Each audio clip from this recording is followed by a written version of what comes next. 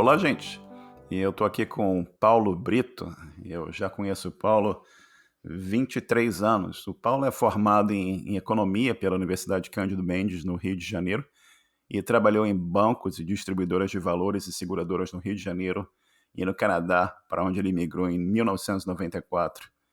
Em 2000, ele mudou de carreira para o ramo de IT e começou a trabalhar com suporte técnico e desenvolvimento de sistemas.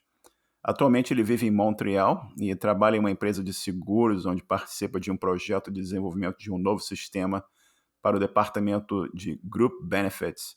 Paulo, prazer enorme ter você aqui comigo. Muito obrigado pelo teu tempo aqui. Oi, Marcelo, prazer é meu também. Olá, todo mundo.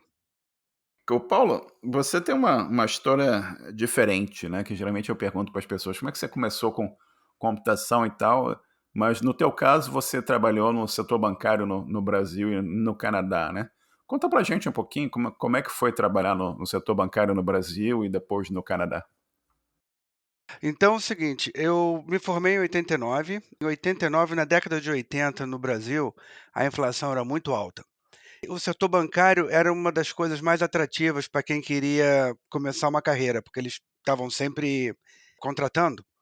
Então, eu fiz o meu primeiro estágio no Banco de Montreal, era na Avenida 7 de Setembro, se não me engano. E depois eu trabalhei numa distribuidora de valores, no departamento de contabilidade. Eu entrava as contas, né, que tinham a pagar da empresa. E, assim, era mais assim, tipo, da data entry, né? Eu ficava datilografando, entrando no sistema, os valores que iam ter que ser creditados e debitados. Trabalhei nisso durante algum tempo, até conhecer minha esposa. Quando nós nos conhecemos, ela já tinha vindo para o Canadá numa temporada anterior e trabalhava numa área de turismo. E um dia nós recebemos uma ligação em casa e era do antigo chefe dela, dizendo que ele estava abrindo um escritório permanente em Banff, que é uma região nas montanhas em Alberta, que é muito conhecida entre as pessoas que praticam esqui, né? E nós resolvemos então ir e tentar a vida lá. Então ficamos nas montanhas de 94 até 98. E em 98, eu consegui me transferir. Eu trabalhava então na AMA, que é a Alberta Motor Association, uma espécie de automóvel clube local. E eu vendia seguro de carro, seguro de viagem, seguro de casa, seguros em geral, né? Em geral. E então, eu consegui uma transferência desse escritório de Banff para o escritório de Calgary.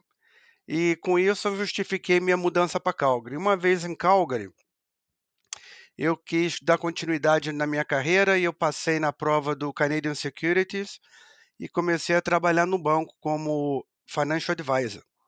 E no CIBC, que era o banco que me contratou, eu fiquei 1 ano e meio, 2 anos. Eu realmente não gostei da experiência. Era uma pressão muito grande para fazer vendas e ter que ligar para os clientes e tentar vender produtos do banco. Para mim foi muito estressante, eu não gostei. E coincidiu com a minha segunda filha nascendo, então eu resolvi pedir uma licença paternidade e fui para a escola para estudar um desses bootcamps, né, que faz assim intensivão de 6 meses. E aí basicamente eu aprendi 3 linguagens lá. Eu aprendi Unix, aprendi Java e aprendi SQL. E com isso, o curso começou em janeiro, em julho, uma semana antes do curso acabar, eu já estava empregado, eu tive que sair uma semana antes do curso acabar para começar no meu novo emprego, numa das empresas locais de energia em Calgary, onde eu fiquei trabalhando 8 anos. E foi isso. E a transição ocorreu dessa maneira. Não me arrependo. Algumas coisas eu teria feito um pouco diferente hoje em dia, mas foi tudo bem. Muito bacana isso, né, cara? Voltando um pouco lá atrás, você está lá no Brasil, né? Você está trabalhando com banco e você conhece a esposa que já morava aqui, ou já tinha estava no Canadá já. E você vem morar aqui, vem trabalhar com banco, com a EMA aqui em Alberta, né? E como é que pintou esse desejo de fazer esse bootcamp ou esse curso? Ou você já tinha alguma informação sobre TI ou alguma coisa específica que te atraiu para essa área? Como é que foi isso? Não necessariamente. O que aconteceu foi que, quando eu me mudei para o Canadá, só uma vez aqui que eu descobri que o meu diploma e minha experiência não estava servindo de nada. Em fato, a primeira coisa que eu precisei ter aqui foi criar meu network. Então, no meu primeiro emprego no Canadá, eu trabalhei num supermercado. E trabalhei no supermercado uma temporada, e porque no verão em Banff aumenta muito o fluxo de visitantes, e eles precisam contratar só pela temporada, né, e depois no inverno o negócio diminui de novo. Mas então eu quando cheguei aqui, eh, foi tudo muito difícil, né. Quando eu consegui meu primeiro emprego na EMA vendendo seguro, foi quase que por acaso, porque eu sentei para fazer o meu seguro e, conversando com o cara lá, com o cara que estava me vendendo o seguro, que era o gerente, aí eu falei que já tinha tido experiência vendendo seguro no Brasil também, e contei um pouco da minha experiência. Foi quando ele me ofereceu uma vaga, que ele falou: "Ó, tô precisando de alguém aqui, você tem interesse?" Eu falei: "Tenho". E aí foi aí que a coisa começou. Daí então, quando eu estava já em Calgary trabalhando no banco, e eu estava insatisfeito com a pressão e com aquela necessidade de ter que vender, vender, vender, foi quando eu comecei a procurar no jornal a atividade. E eu vi que no jornal, e tinha muita oferta para a área de IT. IT era o que mais tinha. Aí eu falei: "Bem, eu tenho que entrar nessa de alguma maneira". Foi quando eu procurei na faculdade e descobri que tinha esses cursos de intensivão, e aí eu comecei. Muito bacana, Paulo. E conta um pouco mais sobre o curso para a gente. Você falou que você aprendeu algumas linguagens de programação. Foi um curso de 6 meses, né? O que que eles ensinavam? É, Qual era o foco, assim? A parte isso. prática? Como é que foi isso? O curso de 6 meses, eles chamavam de Object Oriented, Programming.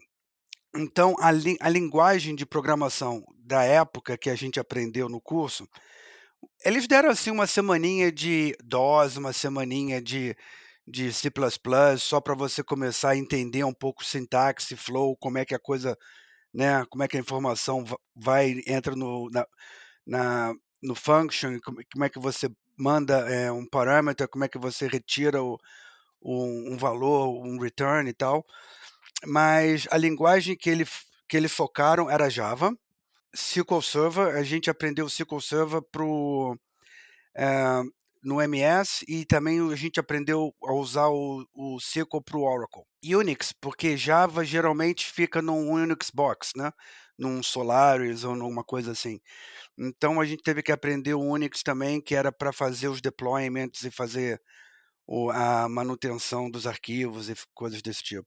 É um curso Foi um curso caro, mas o governo ofereceu um crédito estudantil, e eu tive que fazer um empréstimo estudantil também. E aí eu consegui pagar e resolveu, e deu tudo certo no final. Ô, Paulo, e você falou que antes de você sair do curso, você já estava empregado na área, né? É. Conta pra gente como é que foi chegar nesse primeiro emprego da área, como é que isso aconteceu? Isso de novo tem a ver com network, né, não tem outra explicação. Na minha sala eu tinha uma colega que a gente fazia muitos programas, muitos módulos juntos, que você tinha que fazer pair coding, né, durante o programa. E o marido dela trabalhava nessa empresa, e o marido dela trabalhava no departamento que dava suporte técnico ao financial e ao treasury. Aí, conversando com ela, ela sabendo que eu tinha experiência em banco, que eu tinha experiência em economia, finanças, ela falou: "Olha, tá tendo uma vaga na empresa lá do meu marido, você manda o currículo que ele vai olhar teu currículo e vai, se achar que vale a pena, ele te chama para uma entrevista". Aí eles me chamaram para entrevista e eu peguei o gig. Bacana demais. E como é que foi esse primeiro emprego? Como é que foi a experiência do primeiro emprego que tá aqui? Você sai da pressão do banco, mas você vai para trabalhar com TI, onde tem pressão também. Como é que foi esse começo nesse primeiro emprego? É, então quando eu cheguei lá, o primeiro emprego, eu tinha que fazer Crystal Reports. Então, o Crystal Reports é um tool, né, é um aplicativo que você utiliza para fazer planilhas para o departamento. Então eles querem saber quais são os juros que está sendo pago por semana ou por mês ou não sei o quê, tabela do juros, do cash flow in, cash flow out, esse tipo de coisa. Eu fazia essas planilhas para eles usando o Crystal Reports. Depois, eles resolveram substituir um aplicativo que eles tinham e eles estavam em fase de expansão e haveriam novos usuários para o sistema, então eles resolveram que seria ideal para o sistema ser online, através do intranet deles, né, do sistema interno. E eles escolheram fazer em Java, porque Java você só tem que fazer um deployment uma vez e todo mundo acessa aquele mesmo deployment, em vez de você botar um em cada cliente, né. E aí foi isso, e foi um grupo muito bom, porque tinha muita gente experiente, e eu entrei como novo lá no grupo e foi foi uma oportunidade maravilhosa para aprender com com aquela turma lá. E e durou 8 anos.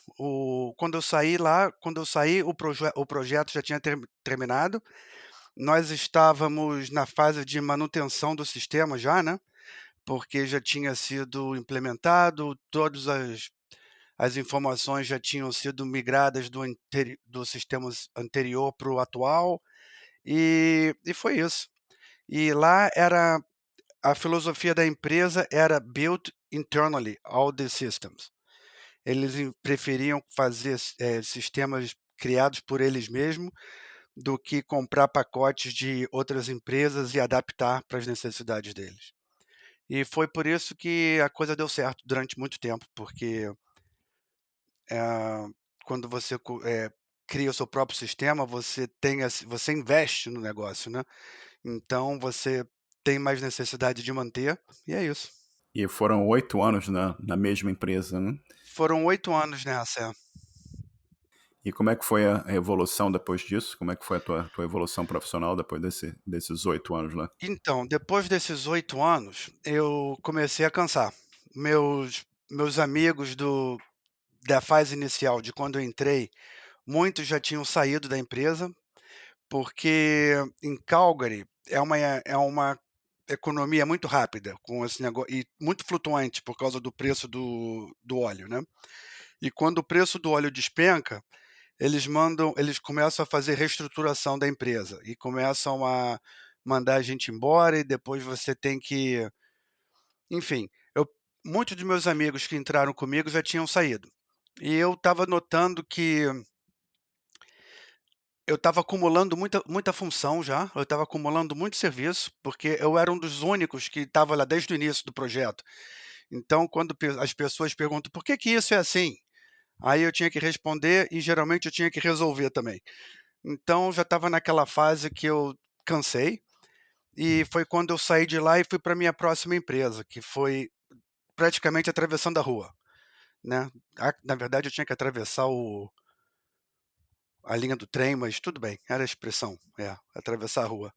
Também na mesma cidade, 10 minutos andando de uma para outra, e eu fiquei nessa outra empresa mais 5 anos, 7 anos, alguma coisa assim, e depois eu parei. E como é que foi? Conta pra gente um pouco. Eu lembro que você morou na França um tempinho também, tirou um time off e você eventualmente foi trabalhar aí em Montreal, né? Você está na É, província de Quebec hoje e você está em é. Montreal. Como é que foi essa tua ida para Montreal e como é que foi a entrada na empresa que você está hoje aí em Montreal?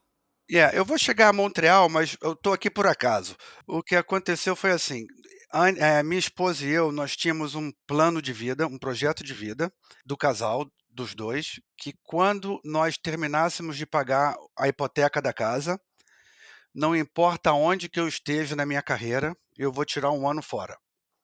E foi isso que aconteceu. A gente terminou de pagar a casa, e aí uma das filhas já estava morando, já estava fora de casa, estava na faculdade estudando em Toronto, a outra ainda era pequena, morava com a gente, mas no que a gente terminou de pagar a hipoteca, eu pedi licença do trabalho, pedi para sair, e nós fomos para a França, fomos para um lugar chamado Grenoble, que fica quase que na fronteira com a Suíça. Ali a gente passou um ano esquiando e curtindo, indo para a praia, e foi muito bom. Mas tem uma hora que acaba, né? E aí nós tivemos que voltar para a realidade, e quando estava na hora de voltar para a realidade, eu comecei a procurar emprego e notei que em Calgary não estava contratando. Calgary estava numa crise danada por causa da crise do petróleo. Quando eu saí de Calgary, o petróleo estava em 120 o barril. Quando eu tentei voltar, estava acho que em 50 ou em 40, despencou. Então, meus amigos todos, na maioria, procurando emprego, procurando atividade, dirigindo Uber, um sufoco danado. E eu resolvi que eu não ia voltar para Calgary nessa situação, porque eu não ia ser mais um no sufoco. E aí, de Grenoble, eu comecei a procurar emprego em Toronto. E achei o meu primeiro emprego em Toronto com pega no Banco de Nova Escócia, né, Scotiabank. E aí eu fiz uma entrevista. Minha entrevista não foi nem em pega, minha entrevista foi Java. Porque, tirando assim, no paralelo, pega é uma plataforma que é toda inscrita com Java suporte, entendeu? Então, tudo que você faz em Pega, o que acontece por trás é Java. E, e aí eu comecei nesse emprego, mas era um contrato com uma empresa que prestava serviços para o banco, e eu estava lá e fiquei lá um ano. E aí eu resolvi que eu não queria ficar fazendo contrato, eu queria trabalhar num trabalho permanente com seguridade, com benefícios, com tudo, né. E aí foi quando eu apliquei para a minha função na seguradora. O emprego na seguradora começou em 2017, e eu então me mudei de Toronto para Waterloo, onde eu fiquei morando 3 anos. E depois de 3 anos na função, Waterloo, para quem não conhece, não é muito agradável. É uma cidadezinha que fica bem, que se você olha no mapa, eles chamam de Snow Belt, que é o corredor da neve. Fica bem entre os dois lagos, o Toronto, o Ontario e aquele outro que tem em cima, que agora eu esqueci o nome, acho que é o... Superior? Não, é um outro lá, é um outro lá. Mas você olhando no mapa fica bem entre os dois lagos, então tem muita umidade, e quando neva, neva mesmo, e neva o tempo todo. E no verão chove. E mesmo no verão, quando não está chovendo, está sol, você não vê um céu azul, você vê aquele céu amarelo por causa do mormaço, do poluição e aquela neblina de umidade, sabe? Então a gente não se adaptou, a gente não gostou, e a gente estava já disposto a ir embora, chutar o balde e fazer alguma coisa da vida. Quando o meu chefe atual me liga lá no escritório em Waterloo e fala: Paulo, eu soube que você gosta de Montreal, tem um, tem uma posição aberta, você tem interesse de vir aqui conversar comigo e ver se você aceita? Eu falei, claro. Aí eu era um final de semana alongado, botei mais 2 dias e fui, né? E era o escritório de Montreal da mesma seguradora. Então, eu só troquei de office, mas eu estou na mesma empresa desde 2017. E nesse emprego que eu estou agora, é um projeto que trabalha com Pega de novo. Então, eu fiz o full circle de volta para o Pega, e agora eu estou voltando a trabalhar com Pega. Muito legal, cara. É interessante como a vida vai te levando nos caminhos também, né? As oportunidades vão aparecendo, o contato com as pessoas, o network é tão fundamental. Conta um pouquinho pra gente que negócio é esse de pega, que em português soa engraçado. Pegar, pega. O que é o pega? O bicho Que é pega, isso? né. É o bicho pega, né? É no code, é low code? Como é que você falou É low que foi code. feito em. Explica um pouquinho. Você vai criar uma aplicação, o que você precisa fazer? Como é que funciona o pega? Então, o Pega é um aplicativo que você utiliza para fazer o seu, como é que eu posso dizer? O teu business layer e o teu UI, ele fica assim interativo, ele funciona ao mesmo tempo, entendeu? Então, quando você, por exemplo, está code em Java, você vai fazer o code, você tem a parte lá que é a parte do data, você tem uma parte que é a parte do business logic, se você tem uma parte que é a parte das páginas, né, que você transfere a informação de um para outro e vai manipulando. E você cria cada módulo independente e você tem que, depois no seu WebXML, ou não sei como é que se chama isso agora, você tem que ir lá e juntar tudo e mapear de um para o outro. No Paga, isso é tudo feito para você, interativamente, e o que você precisa fazer, você cria suas páginas, você cria os properties que você quer, os properties, os fields, como é que chama isso em português? Os, Campos. os campos que você tem interesse em, que você precisa naquela página, né? E ele vai criando e vai e aí é tudo, bom, tem que olhar para entender. Mas você não tem que fazer code, você clica, aí abre uma página e você começa a colocar dentro do text box os valores que você quer passar. Quando a em quando a as empresas que oferecem esse serviço vão para possíveis compradores, para os possíveis clientes, eles fazem uma demonstração, assim, em meia hora eles montam um aplicativo, eles vão te mostrar um exemplo assim, é assim que você faz um web page para vender sorvete online, ou para vender um car rental, um aplicativo de car rental online. E os caras montam o negócio em meia hora. Aí o cliente fica impressionado e fala: pô, isso é uma maravilha. Mas quando você começa a criar seu próprio sistema e você tem todas as suas exceções, né? Que você não é tudo assim preto e branco.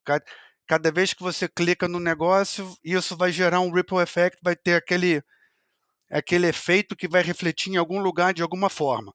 E aí, quando você começa a criar as exceções na regra, essas exceções viram a regra. E aí você tem que customize o teu sistema, o teu aplicativo para aquelas especificações. E é aí que o bicho pega, porque aí fica complicado. E é aí que você precisa de profissionais com experiência para manter e criar esses detalhes que o business vai te pedir. Muito bacana, Paulo. E bem interessante essa coisa do low code, do no code, e a ideia de você criar aplicações assim também que simplificam de alguma forma o que precisa ser feito, mas ainda existe uma camada de complexidade, como você tá explicando. E, Paulo, você falou para mim no papo que a gente estava tendo que Pega tem uma demanda grande no setor financeiro, né? E tem alguma razão específica por ter essa demanda aí do setor financeiro, setor de seguros ou não? Olha, uma das razões eu diria que é porque depois que o sistema está mantido e você tem pessoas, você tem empregados que entendem do sistema e conseguem manter, fica muito fácil de manter.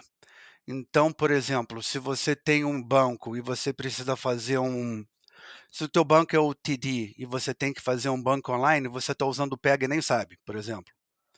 O CIBC, o Bank of Nova Scotia, ah, aqueles aplicativos, toda vez que você abre um aplicativo e que você, por exemplo, você liga para a seguradora e você quer fazer você quer fazer um claim que você teve um acidente com o teu carro.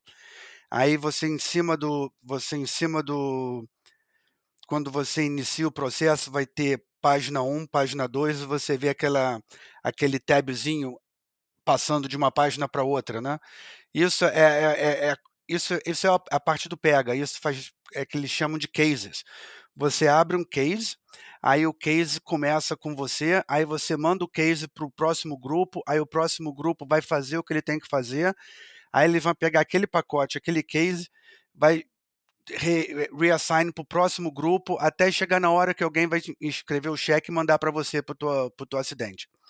E então é uma forma muito planejada, muito eficaz de você conseguir manter o, a, o recorde do início da abertura até o fim.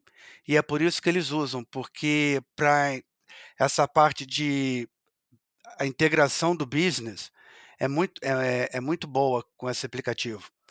E, por exemplo, outro exemplo, quando você vai fazer, se você vai fazer uma preencher formulário de emprego. Aí, a primeira página você tem que botar seus dados pessoais. Segunda página você vai colocar o seu experiência profissional. Na terceira página você vai colocar o seu não sei o que. Na quarta página vai para o departamento de RH e o RH vai ter um prazo de 3 dias, 4 dias para te dar uma resposta. Isso tudo é, é integrado no case é, management, no gerenciamento do caso, no gerenciamento do processo, de cada caso que você abre, né? Certo. E você já fez sistemas em outras linguagens, como Java e tal, e você consegue ver claramente outras linguagens que você usou no passado, outros aplicativos, você consegue ver que é mais fácil ou mais rápido de você produzir alguma coisa que precisa com pega do que seria com outras linguagens? Você consegue ver isso? Comparando Pega com Java, é, seria assim, o Java é o, é o pickup truck. Você consegue botar o que você quiser lá dentro e você vai levar para onde você quiser. O Pega é uma espécie assim é o Maserati da coisa, entendeu? Então você vai chegar lá mais rápido, você vai chegar lá com estilo, mas você não vai conseguir levar tanta coisa na tua bagagem. Você vai ter que ter mais interação, mais APIs para você falar com o RH, vai ter que fazer um API para você falar com o departamento de não sei o que, para fazer informação de outros departamentos, porque a database do Pega, ela é integrada com o sistema, então você não tem assim uma database separada num Oracle, num negócio. Tudo faz parte do mesmo. Então, ela, ela facilita muito por um lado, mas complica por outro. E eu não faço parte das decisões do custo e benefício, mas quem faz acha que vale a pena. Então, deve valer a pena, porque é um produto caro. É um produto caro. Para você pegar uma licença dessa, vai gastar um dinheirão. Olhando assim na área de tecnologia, e fugindo aqui um pouco da conversa do Pega, tem alguma coisa que você admira nessa área que você não trabalha com ela hoje, que você gostaria de eventualmente usar ou trabalhar com aquela tecnologia e por quê? Tá, uma coisa que eu não trabalho com ela, mas eu estou vendo que as pessoas têm uns grupos na empresa que já estão utilizando e de uma maneira que você praticamente nem nota que está falando com a máquina, mas você está falando com o robô. É aquela parte de inteligência artificial, né, que você hoje em dia você liga para a empresa e entra com um pedido um quote, um preço de um produto, ou você entra com para fazer um claim, você está falando com uma máquina e você está falando com uma máquina como se fosse uma pessoa. Isso eu acho muito legal. Eu não trabalho com isso, mas tem um grupo lá na empresa que trabalha com isso. Eu acho isso muito interessante.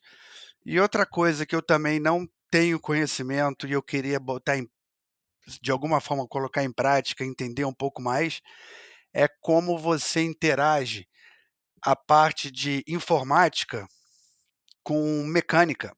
Por exemplo, como é que você transforma um programa, por exemplo, como é que você faz o teu drone voar e você controla com radinho o teu drone? Eu não sei fazer isso, eu queria muito aprender esse tipo de tecnologia.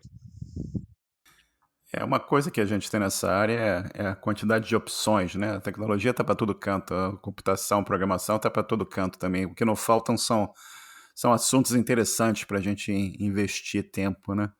Ô Paulo, e como é que foi para você e como é que tem sido trabalhar nessa época da pandemia? Como é que isso afetou o teu dia a dia do trabalho, trabalho em equipe e tudo mais? Você está trabalhando remoto? Como é que isso te afetou aí? Como é que está sendo? Isso me afetou bastante, me afetou e continua me afetando. Eu gosto de ir para o escritório, eu gosto de falar com as pessoas ao vivo, eu gosto de poder ir até a mesa do cara lá e falar: "Pô, vamos fazer isso agora". E no momento tá tudo pelo telefone, tudo no Zoom, e você manda um bilhetinho, às vezes só vai receber a resposta no dia seguinte, e só recebe se você cutucar, né, senão você não, os outros fingem que nem escutam. Então eu acho que trabalhar remoto, eu diria que diminui a eficiência do todo. Tem gente que trabalha melhor remoto, tem gente que trabalha menos, mas eu acho que no total, no somatório, o rendimento cai, porque por causa disso, você não tá lá presente, você não tem como resolver, você não sabe o que que o outro está fazendo, você tá, essa é a minha opinião pessoal. Mas eu também, outra coisa que eu notei também com essa pandemia é que afeta muito a sua vida pessoal, na medida que, por exemplo, hoje, quando terminar essa conversa, eu vou trabalhar, porque eu tenho que terminar não sei o que foi me pediram. Então, porque você está em casa mesmo, você perde aquela privacidade do que agora é meu tempo pessoal, mas você tem que continuar trabalhando, porque o computador está ligado e você está em casa e os pedidos não param de chegar. Eu Essa é a minha opinião. E Paulo, olhando para trás e pensando, você já está no Canadá, vai fazer 28 anos, né? Eu mudei para cá em 94, é. 94. A gente se conheceu, acho que foi quando eu organizei um almoço em Calgary de brasileiros em 1998. A gente já se conhece há 23 anos. Quando você olha para trás e você pensa, você trabalhou em banco, você veio para o Canadá, você fez bootcamp, você aprendeu Java, você aprendeu outras linguagens, como é que você vê essa tua evolução profissional e essa transformação e o que tem entrado em TI te trouxe de conhecimento e de oportunidades na vida? Como é que você analisa isso? Pois é, eu acredito que uma coisa que mexeu muito comigo foi o fato que eu me mudei para o Canadá, e aqui no Canadá me ofereceu muita oportunidade. E as oportunidades não param, não cessam até você falar: "Estou satisfeito agora". E se você quer estudar, você vai fazer o empréstimo, você vai estudar e depois você vai descontar o empréstimo do teu imposto, então você acaba que quase que estuda de graça, porque você no final desconta, mas você vai ter que assumir a dívida primeiro, vai ter que pagar e depois você tira do imposto. Mas o Mas eu acredito que realmente é uma evolução, né, você não tem, se eu tivesse ficado no Rio, é possível que nessa altura, olhando para trás, vendo meus amigos, é possível que eu não tivesse nem casado mais, porque aquilo ali cada um faz o que quer, né. E ali tem muita tentação. Aqui é uma vida mais tranquila e graças a Deus eu e minha esposa nós nos damos muito bem e conseguimos criar nossas 2 filhas, e eu acho que eu eu sou eu sou muito grato ao Canadá. Eu acho que o Canadá foi a melhor coisa que aconteceu pra gente. E a parte de TI, o que você acha que trouxe de transformação para você? Me ajudou a organizar meus pensamentos, me ajudou a planejar a minha vida, porque você tem que, é uma transformação no teu jeito de pensar praticamente, né. Você tem que começar a pensar Por exemplo, antigamente eu sempre gostava de fazer, eu gostava de fazer planos, mas os planos nunca se concretizavam. Então eu descobri que é o seguinte, que você não tem que fazer plano, você tem que fazer planejamento.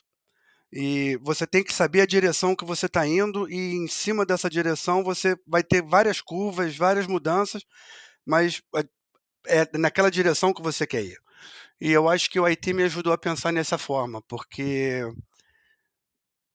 é uma coisa que você não é a mesma coisa, é um conceito abstrato, né, quando você cria um projeto, quando você cria um um sistema novo. Tudo tem que ser colocado no quadro, você tem que desenhar, você tem que saber onde é que você está, a informação vai passar por aqui, vai por ali, aí você tem que saber, é possível que aqui vai dar problema, que o usuário pode entrar, pô, uma informação que era para ser um número, mas ele vai entrar um yes ou no, e você tem que saber pensar de uma forma abstrata e você tem que saber transformar essa abstração em um resultado concreto. Eu acho que essa que é a maior vantagem melhor coisa que eu aprendi com IT. Ô, Paulo, como eu estava conversando com você antes da gente começar a gravação aqui, no nosso grupo lá dos programadores, a gente tem muita gente que está começando, muita gente que não é de TI, está tentando explorar a TI para ver se é alguma coisa que interessa a eles. Tem gente que passando por caminhos semelhantes ao que você passou, né? Que você veio de uma indústria financeira de banco e seguros e você mudou para TI. Muita gente fazendo essa transformação de áreas semelhantes, outras áreas. E muita gente na dúvida para tentar entender se é para eles ou não é para eles e tal. O que que você daria de sugestão para essas pessoas que estão ouvindo aqui, estão ouvindo essa entrevista? O que que você falaria para eles em termos de o que que eles devem fazer para tentar se preparar ou tentar escolher o caminho, definir o que que é para eles? Qual é a tua sugestão aí para os nossos ouvintes? Sugestão, eu diria o seguinte, que o caminho não tem atalho. Você vai ter que passar pelos processos todos, vai ter que estudar, vai ter que aprender a tua sintaxe, e depois que você aprender a sintaxe, aprender a ler e escrever, você vai ter que sentar com alguém que já faz isso há muito tempo para você entender como é que a coisa realmente funciona, e você vai ter que passar por essa fase de trainee para depois você poder progredir, virar um sênior, virar um gerente, fazer o que você quiser fazer da vida. Mas eu, pessoalmente, se eu fosse começar de novo, eu faria de novo, porque eu acho que a área de IT é uma das poucas áreas que não vai parar, não vai sumir de uma hora para outra, entendeu? Se você, por exemplo, minha mãe foi fazer uma cirurgia recente para tirar um rim. O médico fez tudo da cadeira dele com um robô, quer dizer, tem alguém que criou esse programa, entendeu? Então se você entende de medicina e você agora, além de entender de medicina, você sabe IT, você vai ser um especialista dessa área. Se você sabe economia e agora você sabe IT, você vai ser um especialista dessa área. E se você sabe leis e aprende IT, você vai ser um especialista da área de advocacia online, eu não sei como é que chama isso. É uma carreira que você vai ter muita interação com outras atividades e no mundo atual está tudo que convergendo no IT, de uma maneira ou de outra. No IT você controla a informação e quando você controla a informação, você vai ter sempre on demand, né? Vai ter sempre gente querendo te contratar para aquele teu nicho específico. E eu acho que se vocês são jovens, então procurando uma carreira dinâmica, uma carreira que pode te dar muito resultado, a IT é uma carreira boa. Perfeito, Paulo. Excelente, excelente recomendação aqui, cara. E, Paulo, planos para o futuro? O que que você tem planejado aí que você possa compartilhar com a gente? Ah, Marcelo, eu tô com 55, eu tô querendo aposentar daqui a 5 anos. Agora meus planos são mais assim, praticamente eu já estou satisfeito aonde minha carreira chegou, já estou satisfeito com minhas filhas cresceram, minhas 2 filhas já estão fora de casa, cada uma vivendo a vida dela, e agora estou eu e minha esposa pensando mais em termos, a gente não está mais acumulando nada, a gente está downsizing, a gente está diminuindo o tamanho do nosso estilo de vida, e a ideia é conseguir ficar mais independente financeiramente e não ter que e poder começar, de repente eu vou passar a fazer consulting em projeto de 6 meses, uma vez por ano, não vou mais querer, assim, trabalhar de forma full time e o finais de semana, late hours during the week, não, tarde da noite, nada disso. Então, o meu plano agora é mais isso, a gente está querendo diminuir, descompensar e fazer e é uma carreira que você pode sempre fazer consulting, né. Por exemplo, no meu caso, eu trabalho agora com Pega ou com Java, as empresas vão ter sempre programas, que em fase que de ainda não estão em fase de ser reinventados, substituídos, mas ainda estão em fases de vira-volta, precisa de alguém que vá lá e resolva esse problema. E aí você faz esse tipo de consulting e é menos estressante do que trabalhar full time na empresa. E é isso que eu estou pensando em fazer no futuro, nos próximos 5 anos. Paulo, você fala português, você fala inglês, você fala francês também? Olha, meu francês eu falo só francês de restaurante, não falo francês de escritório não. É, Eu, eu me lembro sempre da história do alemão que você falou lá com a avó da esposa lá na Alemanha, mas isso é um papo para outra entrevista aqui. claro, Tá claro. bom. É. E, Paulo, uma das coisas que você faz no teu tempo livre é música, guitarra. Você estava contando para mim que você está tentando pegar uma aprovação gerencial aí para comprar outra guitarra. Conta pra gente um pouco sobre esse teu hobby, hein? Porque o que acontece comigo é o seguinte, nós nos mudamos para Montreal há 2 anos, e a gente mudou para cá junto com o covid. E aí eu parei de ir no escritório e fico trancado dentro de casa. E no inverno, o inverno aqui ele não é rigoroso como o de Calgary, mas ele é muito úmido e tem muita neve lá fora. Mas tudo bem que demora menos que em Calgary, mas o tempo que dura é muito intensa a quantidade de neve lá fora. E aí eu fico trancado aqui dentro de casa e tento me distrair de alguma forma, né. Então eu tenho um estúdio de gravação, que é um estúdio pequeno, mas que eu tenho aqui uma bateria, um pianinho, tenho algumas guitarras, 2 baixos, e eu fico me distraindo. É uma coisa para passar o tempo, que você tem que ter, assim, uma válvula de escape de vez em quando, né, uma coisa assim que te leva para um outro lado do cérebro para funcionar também. Com toda certeza. E, Paulo, você tem dica de livro, música ou filme para os nossos ouvintes? Não necessariamente de tecnologia? Olha, eu coloquei no meu computador agora, o Amazon Music, e eu estou gostando muito. Tem você ou se você não tem o Amazon, você pode botar o Spotify que é grátis, e é incrível a quantidade de coisas que aparecem. Quando você coloca um som que você gosta, começa a vir todos os sons, artistas que de alguma forma se relacionam, têm o mesmo estilo que você, né, e você começa a descobrir coisas novas a cada dia. Eu acho isso muito legal. Na televisão, eu